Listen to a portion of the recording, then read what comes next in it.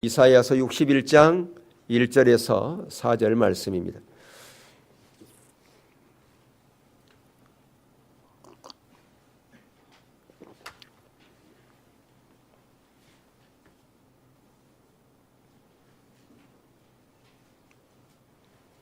우리 한 절씩 교도하도록 하겠습니다.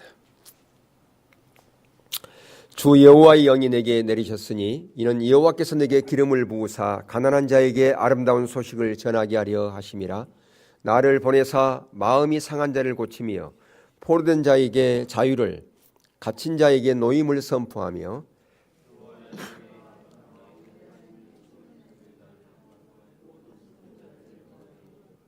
무릇 시온에서 슬퍼하는 자에게 화관을 주어 그 죄를 대신하며 기쁨의 기름으로 그 슬픔을 대신하며 찬송의 옷으로 그 근심을 대신하시고 그들이 의의 나무 곧 여호와께서 심으신 그 영광을 나타낼지라. 자라 일컬음을 받게 하려 하심이라.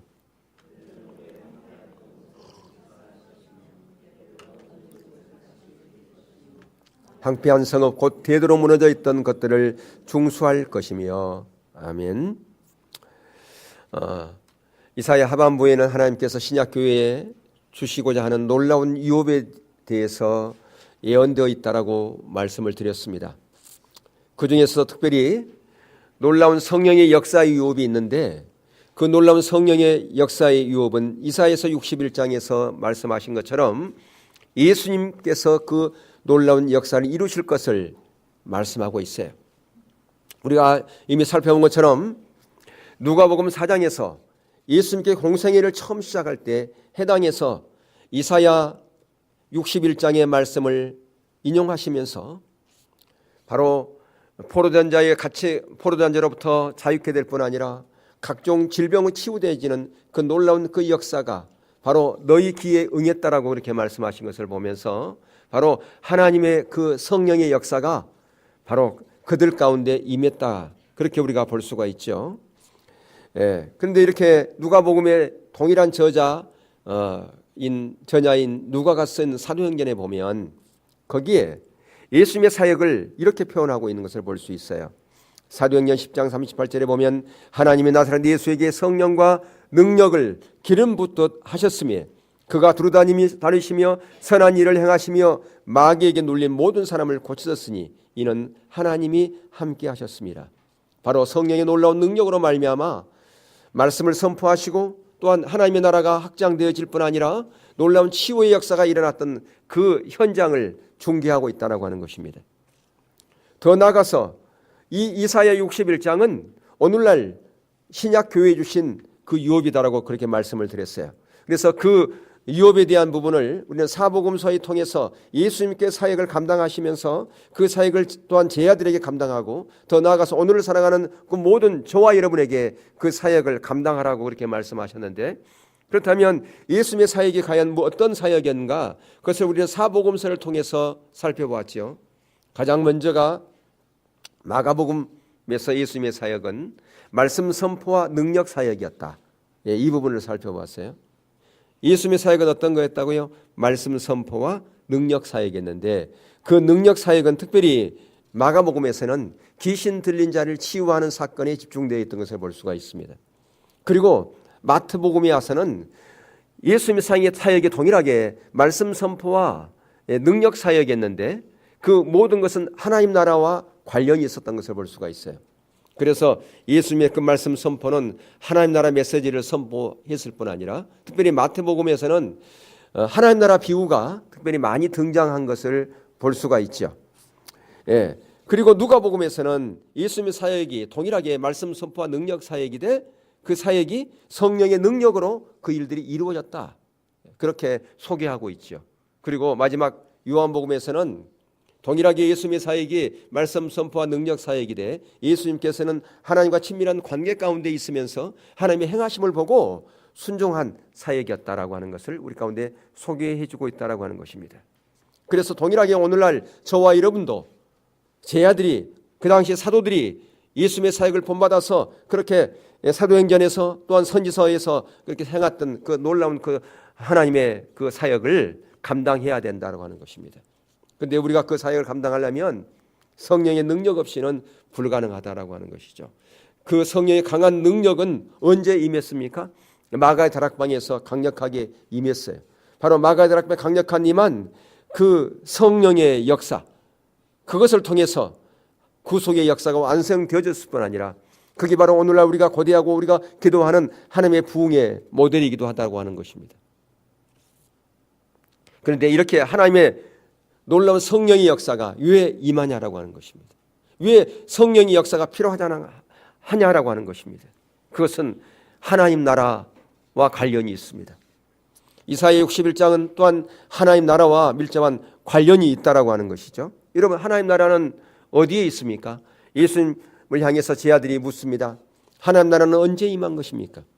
그래서 예수님께서는 하나님 나라는 여기 있다 저기 있다 하는 것이 아니라 너희 가운데 임했다라고 얘기했어요. 너희 가운데, 너희 안에 임했다. 그래서 어떤 성경에서는 인유, 어떤 성경에는 어몽유라고 되어 있어요. 너희 안에 또는 너희 가운데.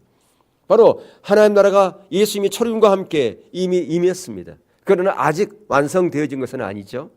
그래서 이 학자들이 얘기를 합니다. 그래서 영어로 already and not yet이라고, 이미와 아직, 이미 임했지만 아직 완성되지 않았다. 지금은 어떤 시간이냐?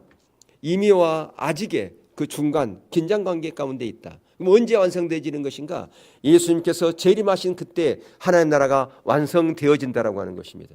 그런데 그 하나님 나라는 지금도 확장되어져 가고 있습니다.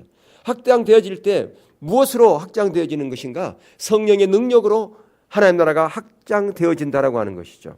그런데 하나님 나라는 우리나라라든가 뭐 미국이라든가 이런 것처럼 어떤 지역 개념이 아니고 영토 개념이 아닙니다. 그분의 왕권적인 통치의 개념이다라고 하는 것이죠. 예, 그분의 통치, 그분의 왕권, 예, 그분의 그 권세가 임하는 그것이 하나님 나라입니다. 바로 저와 여러분도 바로 하나님의 왕권적인 통치 아래에 있습니다. 그분의 권세 아래에 있습니다. 우리가 하나님의 자녀일 뿐 아니라 하나님 나라 시민권자로서의 삶을 살아가고 있어요. 그렇기 때문에 우리는 하나님 나라 시민권, 하나님 나라 백성으로서 하나님 나라의 그 왕적인 하나님의 통치를 받고 살아가야 된다라고 하는 것입니다. 그래서 예수님께서 누가복음 4장에서 아까도 말씀드렸지만 이 이사야 61장을 인용하시면서 바로 포로된 자가 자유케 되고 감옥에 갇힌 자가 자유케 될 뿐 아니라 각종 질병이 치유되는 그 놀라운 역사가 이미 너희 안에 너희 귀에 응했다라고 그렇게 말씀하셨다고 하는 것은 뭐냐면 이사야 61장에서 예언한 그 하나님 나라가 이미 너희들 가운데 임했다 그 얘기입니다. 하나님 나라가 임하면 어떤 일들이 일어난다고요? 바로 이렇게 포로된 자로 자유케 되는 역사가 일어날 뿐 아니라 눈먼 자가 눈을 뜨게 되는 역사가 일어나고 각종 질병이 치유되는 역사가 일어나고 특별히 누가복음에서는 귀신 들린 자가 자유케 되는 역사, 그 당시 억압 가운데 있는 자들이 자유케 되는 역사, 사단의 억압으로부터 자유케 되는 그것을 강조하고 있다라고 하는 것입니다. 그래서 동일한 그 관점에서 마태복음에 보면 마태복음에 거기에 세례 요한이 제 아들 예수님께 보내지 않습니까? 오실 메시아를 우리가 기다려야 됩니까? 당신이 우리가 기다리는 그 메시아입니까? 라고 그렇게 물으라고 제 아들을 보냈을 때 예수님께서 바로 이사야 61장 이 말씀을 인용하지요. 각종 질병이 치유되고 포로된 자가 자유케 되고 가난한 자에게 복음이 전파되는 그것을 너희들이 보고 보았다면 그것을 가서 얘기해라. 바로 내가 이사야 61장을 완성하러 내가 온 거야. 이사야 61장에 대해서 나에 대해서 예언하고 있는데 그 예언이 지금 이루어져 가고 있지 않느냐. 그렇게 예수님께서 말씀했다라고 하는 것이죠. 그래서 예수님의 이 부분을 신약자 중에서 아주 유명한 조지 앤 네드라고 하는, 저희들 신대원 다닐 때 이분의 그 하나님 나라의 책을 가지고 우리가 공부를 했습니다만 예수와 하나님 나라, 거기에도 보면 이 부분을 아주 설명을 잘 해놨어요. 나사렛 해당에서 예수는, 그러니까 아까 누가복음 4장에서 얘기하는 겁니다. 해당에서 바로 이사야 61장의 말씀을 인용한 그것은 우리에게 어떤 소망을 주는 것을 말하는 것이 아니라 앞으로 이런 소망이 있을 거야라고 하는 것을 말하는 것이 아니라 바로 일어난 사건을 얘기하는 거야. 그렇게 그는 설명하고 있습니다. 앞으로 이사야 61장에 이러한 놀라운 그 소망이, 회복이 너희들 가운데 있을 거야 라고 하는 것을 말하는 것이 아니라 그 이사야 61장에서 그 역사가 이미 너희 가운데 지금 일어난 사건, 그것을 지금 현재적으로 표현하고 있다라고 그는 설명하고 있습니다. 무슨 얘기입니까? 하나님 나라가 이 땅 가운데 이미 임했다라고 하는 것이죠. 하나님의 역사가, 성령의 역사가 이미 임했다라고 하는 것을 지금 말해주고 있습니다. 바로 성취되었다라고 하는 겁니다. 뭐가 성취되었습니까? 가난한 자에게 복음이 전파됐다 그 말입니다. 포로된 자에게 자유가 선포됐다고 한 말입니다. 어떤 가난한 자입니까? 아주 못 산 자들, 그를 얘기하는 게 아니에요. 심령이 가난한 자를 얘기하고 있습니다. 그래서 이사야서 66장 2절에는 심령이 가난하고 애통해하며 하나님의 말씀에 떠는 자를 하나님께서 뭐 하신다고요? 귀하게 여기신다고, 돌보신다고 그렇게 말씀하고 있는 것을 볼 수 있습니다. 바로 하나님의 말씀 앞에 떠는 자, 바로 그게 가난한 자입니다. 하나님의 말씀을 듣고서 그 말씀에 반응하는 자를 얘기하는 거죠. 그래서 놀랍게 성령이 강력한 마가다락방에 성령이 임하신 그 이후에 베드로가 예수 그리스도를 증거했을 때, 복음을 증거했을 때 그들이 어떻게 반응했습니까? 우리가 어찌할꼬 하며 가슴을 쳤습니다. 바로 심령이 가난한 자지죠. 심령이 가난한 자들은 우리가 어찌할꼬 가슴을 찢으면서 애통해하며 죽게 돌아온다 그 말입니다. 그래서 그들이 하루에 4,000명씩 5,000명씩 죽게 돌아온 거 아닙니까? 그런 가난한 자에게 복음이 증거되는 것입니다. 진정한 복음은 어떤 자에게 증거되는 것인가? 가난한 심령을 가진 자에게, 하나님의 말씀 앞에 떠는 자, 그런 자에게 진정한 복음은 증거되게 되어 있습니다. 바로 그런 자가 자유케 되는 것입니다. 억압 가운데 자유케 되는 것입니다. 주의 은혜의 해가 그들 가운데 선포된다 그 말입니다. 그것을 위해서 예수님께서 기름 부음 받아 이 땅 가운데 오신 것이죠. 그래서 이사야 61장을 보면 우리가 이미 살펴본 것처럼 바로 메시아의 사역의 성격에 대해서 잘 설명해 주고 있어요. 하나님 나라 사역의 성격에 대해서 말해주고 있다 그 말입니다. 메시아의 성격을 말한다고 하는 것은 하나님 나라 성격이 어떤 것인가를 말해주는 것과 같습니다. 하나님 나라는 메시아의 도래와 함께 이 땅 가운데 임했기 때문에 그렇죠. 그래서 이 하나님 나라 사역의 성격 관련해서 매우 중요한 그 구절들이 있어요. 그게 바로 뭐냐? 아까도 말씀드렸지만 마태복음 11장 1절과 6절 그리고 누가복음 4장입니다. 바로 거기서 놀라운 치유와 귀신 축출, 성령의 사역, 이게 바로 현재적으로 일어났다 그 말이죠. 하나님 나라 선포와 성령 사역, 다시 말하면 치유의 축사 사역, 이러한 것이 바로 하나님 나라가 현재적으로 임한 사건이다라고 하는 것입니다. 예수님께서 말씀을 선포하고 성령의 능력으로 통해서 귀신 들린 자를 자유케 할 뿐 아니라 각종 질병을 치유하신 이 모든 것이 무슨 사건이냐? 하나님 나라가 이 땅 가운데 임한 현재적인 사건이다 그 말입니다. 그러니까 오늘날도 마찬가지죠. 오늘날 우리가 말씀을 듣고 하나님의 인도를 따라 살아가는 그 모든 삶은 하나님 나라가 현재적으로 임했기 때문에 가능한 거라고 하는 것입니다. 다시 말하면 저와 여러분이 오늘날 성령의 능력으로 하나님 나라 백성의 삶을 살아야 된다라고 하는 것입니다. 그게 바로 이사야 61장에서의 그 말씀이 너희 가운데 너희 귀에 응했다라고 현재적으로 선포한 말씀이에요. 그 선포한 말씀은 예수님께서 선포하신 그것이 오늘날 저와 여러분에게 동일하게 지금 진행되고 있다라고 하는 것입니다. 지금은 예수님이 선포한 것이 아니라 사도들이 선포하는 것이 아니라 제가 선포하는 이 현장이 하나님 나라가 현재적으로 임한 사건이다라고 하는 것이죠. 근데 이 예수님뿐만 시대뿐 아니라 하나님 나라가 지금도 그렇기 때문에 강력하게 확장되어 가고 있습니다. 우리 눈에 보이지 않지만 하나님 나라가 확장되어 가고 있다 그 말입니다. 특히 무엇을 통해서 확장되어질까요? 바로 교회를 통해서 확장되어져 가고 있다는 겁니다. 교회를 통해서 확장된다는 말은 다시 말하면 저와 여러분을 통해서 확장되어진다는 말과 동일한 겁니다. 왜요? 저와 여러분이 교회이기 때문에 그렇습니다. 근데 여러분 기억할 것은 하나님 나라는 교회는 아닙니다. 교회가 하나님 나라는 아닙니다. 무슨 천주교에서 얘기한 것처럼 교회가 하나님 나라는 아니에요. 그러나 하나님 나라와 교회는 밀접한 관련이 있습니다. 왜? 하나님 나라가 교회를 창출하기 때문에, 다시 말하면 하나님 나라 역사를 통해서 교회가 세워지기 때문에 그렇다는 말이에요. 바로 메시아 되신 예수님께서 이 땅 가운데 오심으로 말미암아 하나님 나라가 임했고 예수님을 통해서 교회가 세워졌다고 하는 것입니다. 그런데 이 교회가 하나님 나라를 확장하는 전진기지의 역할을 하는 것입니다. 바로 열방을 섬기는 전진기지가 바로 교회인 것처럼 하나님 나라 확장을 위해서 쓰임받는 그 도구가 누구냐? 그 전진기지가 뭐냐? 교회이고 저와 여러분이라고 하는 사실입니다. 그래서 하나님 나라 확장하는 그 수단은 예수님이 그랬고 사도들이 그런 것처럼 바로 이 말씀 선포와 성령의 능력으로만 그 일들이 가능하다라고 하는 것이죠. 그래서 이사야 61장에 나오는 이 약속이 오늘날 신약교회, 우리 교회에 주신 유업이라고 하는 것을 우리는 기억할 필요가 있습니다. 이와 같이 예수님께서 누가복음 4장에서 이사야 61장 1절과 2절을 인용하시면서 말씀하신 그 구절은 하나님 나라가 이미 임했다는 것을 보여줄 뿐 아니라 하나님 나라 사역의 성격과 그 사역이 행해지는 방법에 대해서도 말씀하고 있어요.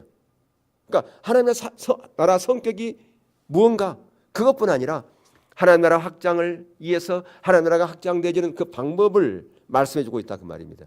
하나님 나라 확장은 어떤 방법으로만 가능합니까? 바로 성령의 능력으로만 가능하다라고 하는 것입니다.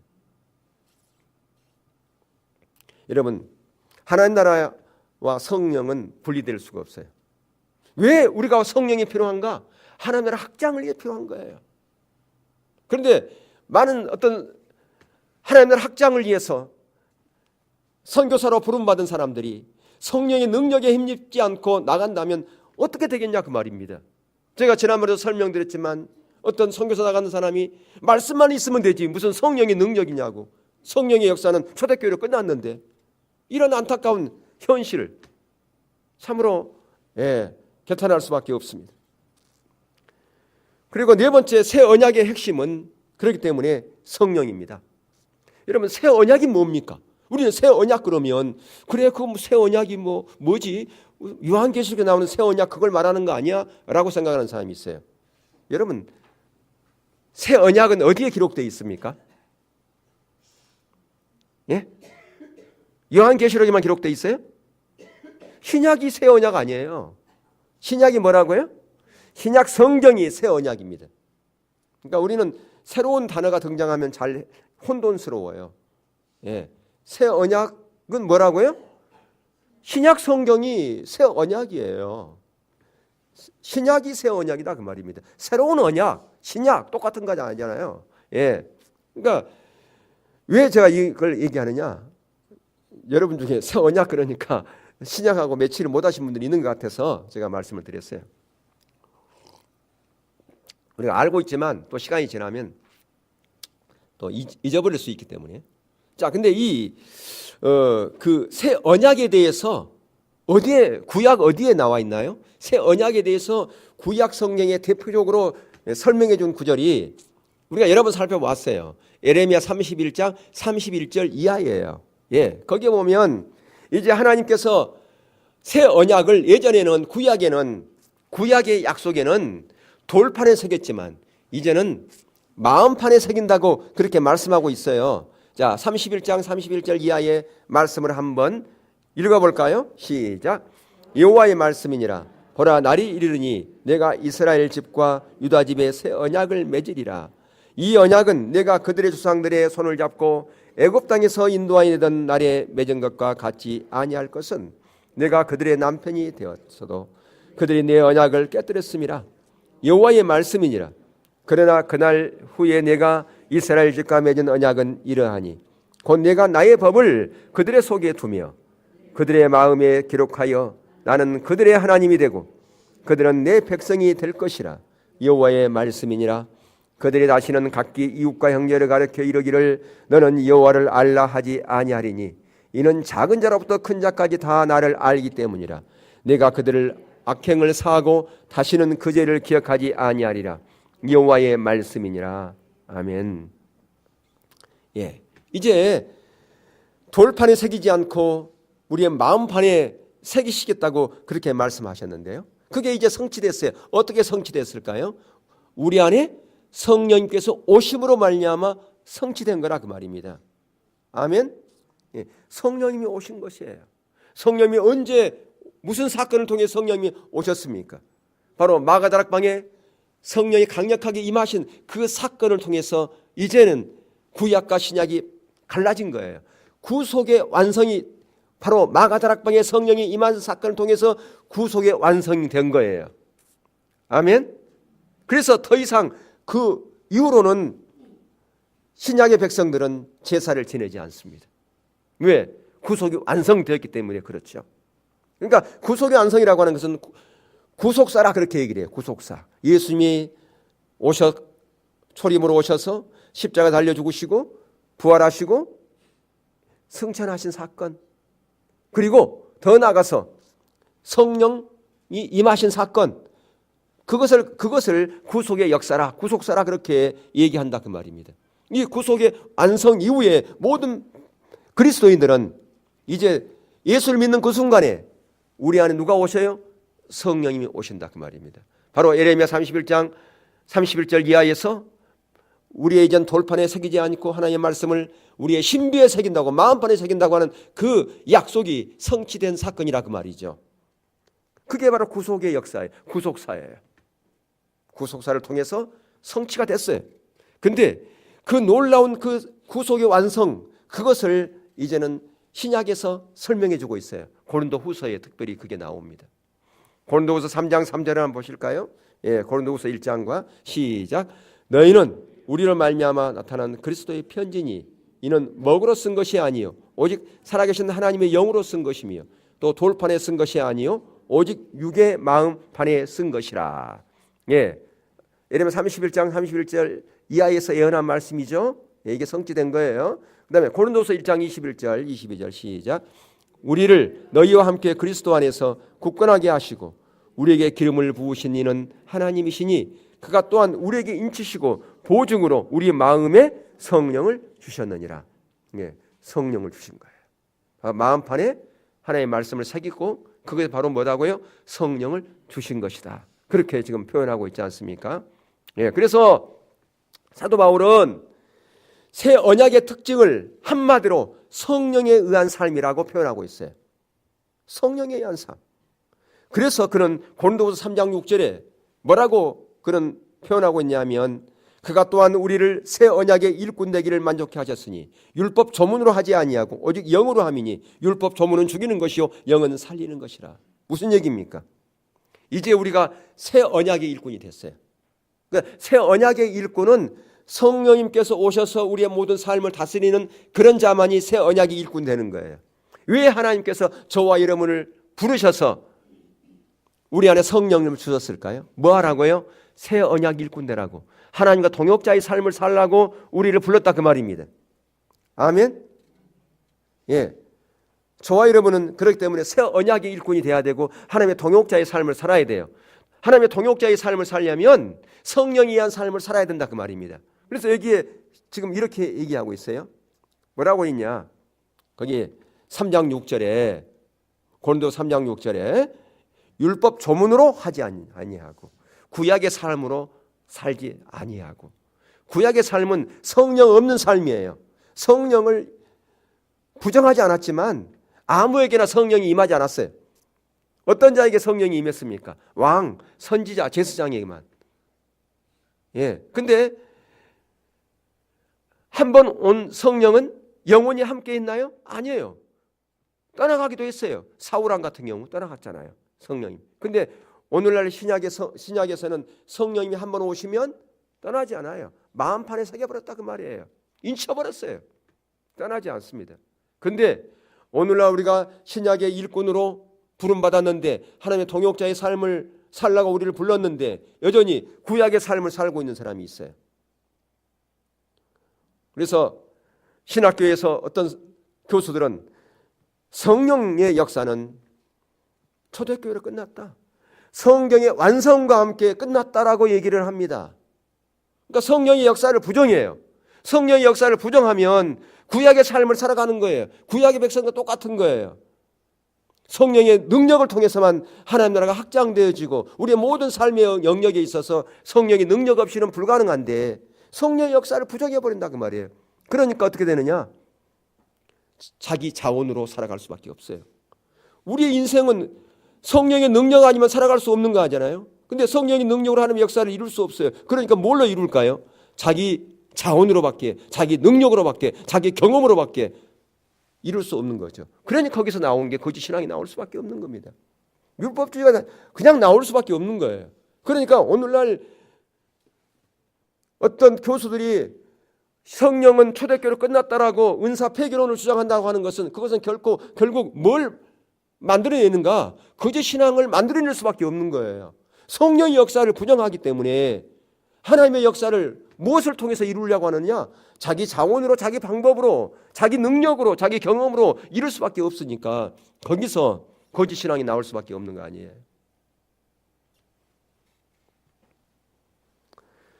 그래서 이런 신앙생활은 우리의 모든 면에서 다 필수입니다. 여러분, 하나님을 아는 것, 물론 구원받는 것도 마찬가지잖아요. 구원받는 것도 성령님께서 함께 하셨기 때문에 우리가 구원받을 수 있었던 거예요. 우리가 특별하기 때문에 아니에요. 하나님의 은혜로 되어진 거예요. 그것은 성령의 능력으로 되었다 그 말입니다. 그렇기 때문에 하나님을 아는 것도 마찬가지예요. 하나님을 사랑하는 것도 성령의 능력 없이는 절대로 불가능합니다. 여러분, 성경 말씀을 깨달아지는 것도요, 성령님께서 비춰주셔야만이 성령의 그 진정한 의미를 알 수가 있습니다. 왜? 성령의 저자는, 성경의 저자는 성령님이기 때문에 그래요. 그래서 우리의 어떤 예배 드리는 거라든가 우리의 어떤 사역이라든가 신앙생활 모든 부분에 있어서 성령의 능력 아니면 불가능합니다. 성령과 동행하는 삶, 우리가 그런 부분에 있어서 정말 배워야 되고요, 자라나야 됩니다. 성령과 동행하는 삶을 우리는 배워야 돼요. 그리고 자라나야 됩니다. 그런데 어떻게 자라날까요? 그냥 자라난 게 아니라 그 말입니다. 그냥 자라난 게 아니라 내 모습을 볼 때만이 그게 자라나는 거예요. 아까도 그 부분이 있었지만 가난한 자에게 복음이 전거된다고 그랬잖아요. 가난한 자에게. 이 얘기는요, 우리가 구원받은 그것만을 말하는 게 아니에요. 그래, 내가 구원받은 거 그거 전적인 성령의 능력으로 되어졌지, 하나님의 은혜로 되어졌지, 감사해야 됩니다. 가장 먼저는. 그런데 가난한 자에게 진정한 복음이 되는 거예요. 복음. 사도 바울은 다른 복음은 없다고 그래서 다른 복음은. 근데 진짜 복음과 유사한 복음을 증거하는 거짓 선지자들이 있었거든요. 뭘 전하는 자들이? 율법주의를 가르치는 거짓 선지자들이 있었어요. 거짓 신앙 체계를 가르치는 거짓 선지자들이 있었다 그 말입니다. 그렇다면 그것은 오늘날도 마찬가지라 그 말이죠. 오늘날도 진정한 복음을 누구만이 들을 수 있느냐? 마음이 가난한 자만이 들을 수 있어요. 무슨 얘기냐 그러면 성령님께서 우리의 마음을 계속 두드리고 있습니다. 그럴 때 내가 바로 그런 자입니다라고 두 손 들고 항복하는 자, 그런 자가 가난한 자예요. 말씀에 대답해 내 모습을 봤을 때 정말 나는 하나님을 기쁘게 할 만한 아무것도 없어요. 나를 드러낼 만한 아무것도 없어요. 그걸 인식한 자, 그런 자가 가난한 자입니다. 사도 바울이 로마서 7장에서 자기 안에는 어떤 선한 것도 없음을 발견하고 오라다는 공고한 사람이로다 이 사망의 몸에서 누가 나를 건져내라고 그렇게 그가 애통해하는 것처럼 바로 그것이 가난한 자라 그 말입니다. 그런 자에게 진정한 신앙의 본질의 복음이 증거될 수 있고요, 증거될 뿐 아니라 그것을 붙잡고 순종하는 자로 갈 수가 있는 거라 그 말이죠. 나의 나된 것은 천천히 하나님의 은혜라고 그런 고백한 그 고백이 그냥 되어진 게 아니에요. 사도 바울이 자기 모습을 보니까 다른 사람들이 많이 칭찬합니다. 아이고 사도 바울님 어떻게 그렇게 하나님 놀라운 역사를 이룰 수 있었습니까? 예, 그를 통해서 얼마나 많은 곳에 복음이 증거되었습니까? 그리고 그가 성경을 얼마나 많이 기록했습니까? 그런데 그것이 자기 노력으로 자기 자원된 게 아니라 어느 날 보니까 그것이 전적인 하나님의 은혜로 되어진 것을 발견되어진 거예요. 성령의 능력 아니었으면 그게 가능하지 않았다 그 말이에요. 그걸 본 거예요. 그래요. 우리의 모든 삶의 영역에서 성령의 능력 아니고서는 어떤 것도 이룰 수가 없다고 하는 것을 봅니다. 근데 그것은 무엇으로부터 시작되어진다고요? 가난한 마음으로부터 시작되죠. 가난한 심령이 있는 자로부터 그 역사들이 일어난다 그 말입니다. 진정한 복음도 마찬가지예요. 오늘날 신앙의 본질에 대한 부분을 우리가 아무리 해쳐도 그것이 나에게 실제가 안 된다고 하는 것은 내 마음이 높아졌기 때문에 그렇습니다. 내 마음이 밭이 일궈지지 않았기 때문에 그래요. 여전히 길가밭 가운데 있고 여전히 가시던 불과 돌짝밭 가운데 있기 때문에 하나님의 말씀이 떨어진다 할지라도 거기서 새들이 와서 다 빼앗아 버립니다. 사단이 와서 다 먹어버리고요. 싹은 나지만 열매를 맺지 못한다 그 말이에요. 왜? 좋은 밭이 되지 못하기 때문에, 심령이 가난하지 못하기 때문에 그렇다고 하는 거예요. 좋은 밭이 돼야 거기에 하나님의 말씀이 떨어질 때 거기에 30배, 60배, 100배의 결실을 맺어 하나님 나라가 확장되어지는 놀라운 역사가 일어나는데 우리가 여전히 마음밭이 갈아엎어지지 않았기 때문에 하나님의 놀라운 역사를 아무리 내가 사모한다 할지라도 그것을 내가 붙잡고 기도한다 할지라도 어떤 일도 일어나지 않는다라고 하는 것입니다. 오늘날 우리가 믿는 사람들 중에 하나님께 기도하지요 다. 혹시 여러분 가운데 내가 일주일 동안 한 번도 나 기도하지 않는다 그런 사람 없을 거예요. 최소한 식사할 때만이라 기도하죠. 그죠? 예. 근데 기도할 때 뭘 위해 기도합니까? 식사할 때 뭘 위해 기도합니까? 다 하나님의 은혜를 구하여 기도할 것입니다. 근데 하나님의 은혜를 구하여 기도할 때도 마찬가지예요. 여전히 내 중심적인 사고 가운데 있으면서 하나님의 은혜를 구한다면, 하나님의 생명을 구한다면, 하나님의 복을 구한다면 역사 일어나겠습니까? 여러분 창세기에 보면 선악과 따먹는 사건이 나오잖아요. 선악과를 따먹고 그 순간에 생명나무 열매를 더 이상 못 먹게 했어요. 여러분 창세기에 보면 동산 중앙에 선악과 나무도 있었고 생명나무도 있었단 말이에요. 근데 생명나무 열매는 마음껏 먹게 했어요. 생명나무 열매는 뭡니까? 오늘날 우리가 말한 걸 번역하면 하나님의 은혜와 생명과 복이단 말이에요. 그 얘기는 뭐예요? 최초부터 하나님은 저와 여러분이 모든 하나님의 백성이 하나님의 은혜와 생명과 복을 받기를 원했다 그 말이에요. 하나님의 은혜와 생명 복을 마음껏 누리기를 하나님께서 원했다 그 말이에요. 그런데 그것이 어디 가운데 있을 때, 하나님의 주권 가운데 있을 때 가능하다고 하는 거예요. 선악과는 바로 그걸 얘기하는 거예요. 근데 선악과는 먹지 마. 그것은 나에게 도전하는 거야. 내 주권에 도전하는 거야. 그러니까 내 주권에 도전하지 말고 선악과 먹지 말고 생명나무 열매만 내 주권 안에서 내 중심적인 삶 가운데서만이 있을 때 너에게 놀라운 은혜와 생명과 복이 너에게 실현되질 거야. 그것을 말씀하고 있다 그 말이죠. 근데 어느 순간 생명나무 열매가 아닌 선악과를 사단의 그 속임수에 속아가지고 그걸 보는 순간 선악과가 어떻게 보였어요? 먹음직도 하고 보암직도 하고 지혜로운 할 거면 탐스럽게 할 만큼 그렇게 보였다 그 말이에요. 다시 말하면 내가 하나님 없이도 얼마든지 살 수 있어. 내 삶은 내가 책임질 수 있어. 그런 마음이 생긴 거죠. 그래서 선악과를 먹었다 그 말이에요. 그 순간 어떻게 했습니까? 생명나무 열매를 더 이상 못 먹게 했단 말이에요. 그리고 더 나가서 에덴 동산에서 쫓겨났어요.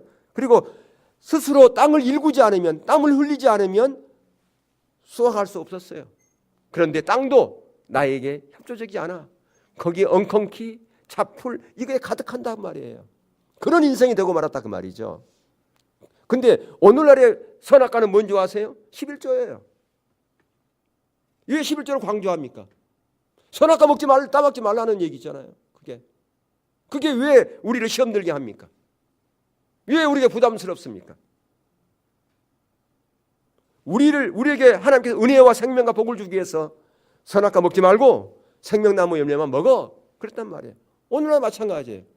11조는 하나님의 주권 가운데 있는 거야. 그렇게 있을 때 너의 놀라운 생명과 복이 너에게 실제로 이루어지는 거야. 그거와 똑같은 거라 그 말이에요. 그것을 옳게 얘기해 주는 것인데 그것을 시험 들게 한다라고 생각하는 그런 사람들이 있어요. 진정으로 하나님의 은혜와 생명과 복을 원한다면 하나님의 주권 가운데 있어야 되는 거예요. 그래서 오늘날 교회가 십자가 복음에 서야 돼요. 안 그러면, 그렇지 않으면 놀라운 성령의 역사를 우리가 기대할 수가 없다 그 말입니다. 십자가 복음이라고 하는 건 하나님의 주권 가운데 있는 거라 그 말이에요. 십자가 복음은 다른 게 아니에요. 하나님의 주권 가운데 있는 거예요. 주권 가운데. 하나님의 말씀 가운데 있는 거 아니에요? 그게 십자가의 복음이죠. 예. 십자가 복음은 뭐예요? 십자가 달리신 예수 그리스도 그분이 십자가의 복음이잖아요. 복음이잖아요. 그러니까 예수 그리스도 안에 있는 거라 그 말이에요. 그러니까 놀라운 성령의 역사는 우리가 예수 그리스도 안에 있을 때 그게 가능한 거예요. 요한복음에서 계속 그 얘기를 강조했다고 제가 말씀드렸잖아요. 지난 시간에. 예. 아버지가 내 안에 내가 아버지 안에 예수님이 그렇게 말씀하셨죠. 15장에서도 아버지가 내 안에 내가 아버지 안에 있는 것처럼 너희가 내 안에 내가 너희 안에 있으면 가시를 많이 맺나니 너희가 나를 떠나서는 아무것도 할 수 있다 없다? 없다. 아주 강한 부정이에요. 아무것도 할 수 없다라고 그렇게 말씀하고 있다 그 말이에요. 누굴 위해서 그렇게 말씀하시는 건가요? 저와 여러분을 위해서 그렇게 말씀하신다 그 말이에요. 그래서 저와 여러분이 우리 교회가 더 철저하게 예수 그리스도 터 위에 세워져야 돼요. 십자가 복음에 세워져야 된다 그 말입니다. 하나님을 인격적으로 알고 그분을 전적으로 사랑하는 그 자리에 있기를 우리는 추구하고 사모하고 나아갈 뿐 아니라 그 삶이 내가 실제가 되기 위해서 내가 정말 하나님의 은혜를 구하면서 써야 된다 그 말이에요. 그냥 감나무 밑에서 감 떨어지기를 바라고 누워있다고 해서 시간이 가면 해결되는 게 전혀 아니라고 말이에요. 예, 우리에게는 자유의지가 있기 때문에 반응해야 된다 그 말이에요. 내가 반응할 때 작은 것이라 반응할 때 물론 반응해서 다 성공하지는 못합니다. 또 실수하죠. 하나님 또 내가 실수했어요. 하나님 은혜를 구합니다. 반복해서 그가 자기의 모습을 보면서 그래서 하나님 은혜가 필요한 것을 보면서 그렇게 나아갈 때 완성되어지는 것이지 하루아침에 성령의 강한 어떤 역사가 있어서 신앙의 본질로 확 돌아가시는 그런 것은 없습니다. 여러분들이 반응해야 돼요. 작은 것이라도 반응해야 돼요. 그렇기 때문에 우리 부흥교회가 철저하게 십자가 복음에 세워지기를 추구할 뿐 아니라 동시에 더 놀라운 성령의 역사가 우리 가운데 실제적으로 역사하도록 기도해야 된다 그 말입니다. 아멘. 여러분 하나님 나라는 성령의 능력으로만 완성되어집니다. 확장되어진다 그 말이죠. 예, 물론 예수님의 그 재림을 통해서 완성되어지겠죠. 근데 그 완성되어지는 그 순간에 그때까지 무엇을 통해 확장되어진다고요? 성령의 능력으로만 가능하다라고 하는 것입니다. 자, 그렇다면 하나님 나라가 임한 증거들이 뭘까요? 지금 하나님 나라가 이 땅 가운데 임했다고 그러는데 그 증거들이 뭘까? 성령의 임재. 우리 가운데 성령의 임재가 있었다면 그것은 하나님 나라가 임한 증거예요. 성령의 임재는 하나님 나라가 임한 증거라고 하는 것입니다. 그런데 우리 하나님 나라가 이 땅 가운데 임했다고 그러는데 우리 예배 가운데 하나님 나라 임재가 없다. 성령의 임재가 없다. 그것 때문에 우리가 애통해야 돼요. 우리가 이론적으로는 교리적으로는 하나님 나라가 이 땅 가운데 임했는데 왜 우리 예배 가운데 하나님의 임재가 더딥니까? 하나님의 임재가 이렇게 성령의 임재가 강하지 못합니까? 그런 부분을 우리가 보았다면 애통해야 돼요. 그리고 우리가 하나님 나라 기준에 가치 있는 그런 삶을 살기를 추구하고 있다면 하나님 나라가 임한 증거입니다.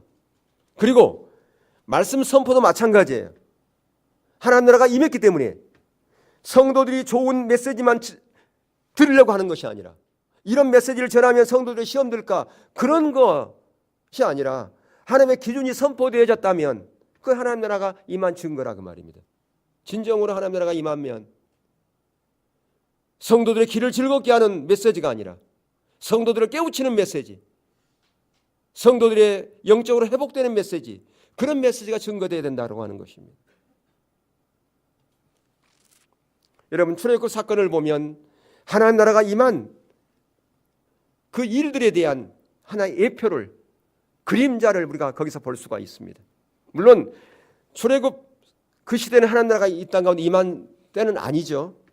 그런데 그 출애굽의 그것을 보면 하나님 나라가 임했을 때 어떤 일들이 일어나는가 그것을 볼 수가 있다라고 하는 것이죠. 우리 잘 아는 것처럼 이스라엘 백성들은 그 애굽에서 바로의 그 노예로서 그 억압 가운데 그들은 고된 노역 가운데 있었습니다.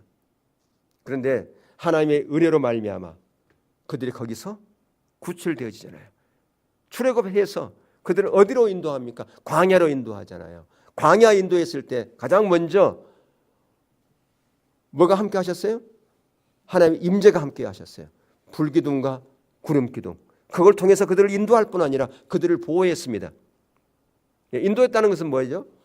구름과 불기둥이 움직일 때 그들은 그 하나님의 임재를 따라서 이동했어요. 그들을 보호한 것은 뭡니까? 낮에는 구름기둥을 통해서 그 뜨거운 그 광야를 안전히 그늘막을 주어서 시원하게 했죠. 밤에는요 불기둥을 통해서 그 추운 그 광야를 따뜻하게 했고요. 그리고 거기에 얼마나 많은 정갈들이라든가 이런 게 많았겠어요. 근데 그들을 거기서 보호하고 그들을 또한 먹이시고 만나를 통해서 메추라를 통해서 먹이시고 반석을 쳐서 그들의 목마름을 해결시켜 주시고 또한 여러분 보셔요. 그들이 의복 40년 동안 거기서 옷을 살 데도 없잖아요. 옷 만들 데도 없잖아요. 근데 옷이 안 떨어졌대. 신발도 마찬가지고 안 떨어졌대요. 놀라운 은혜 아니겠습니까? 그리고 여러 나라 부족들이 그들을 침범해왔을 때 하나님께 친히 그들을 막으셨잖아요. 이런 여러 가지를 보면 오늘날 하나님 나라가 임한 이 땅 가운데서 하나님의 놀라운 그 은혜와 생명과 그것이 우리 가운데 그대로 공급되어지는 것을 볼 수가 있습니다. 신학시대에 와서는 이 출애굽보다도 더 큰 하나님의 역사가 우리 가운데 있을 것을 예언해주고 있어요. 말씀해주고 있어요. 왜 그럴까요? 출애굽 시대에는 하나의 그림자고 예표이고 지금은 완성되어지고 출애굽이 하나님 나라의 그림자라면 지금은 그림자가 아니잖아요. 하나님 나라가 이미 임했다라고 하는 것입니다. 그렇기 때문에 출애굽 시대보다 더 큰 하나님의 성령의 역사가 우리 가운데 임하고 있다라고 하는 것이죠. 근데 우리가 그것을 경험해야 된다라고 하는 것입니다. 제가 경험해야 되고 여러분이 경험해야 되고 우리 교회가 그 성령의 놀라운 역사를 경험해야 된다라고 하는 것입니다. 아멘. 하나님께서는 그 일을 우리 가운데 행하시려고 하고 계세요. 이미 행하셨고 또 하고 계시고 하실 것입니다.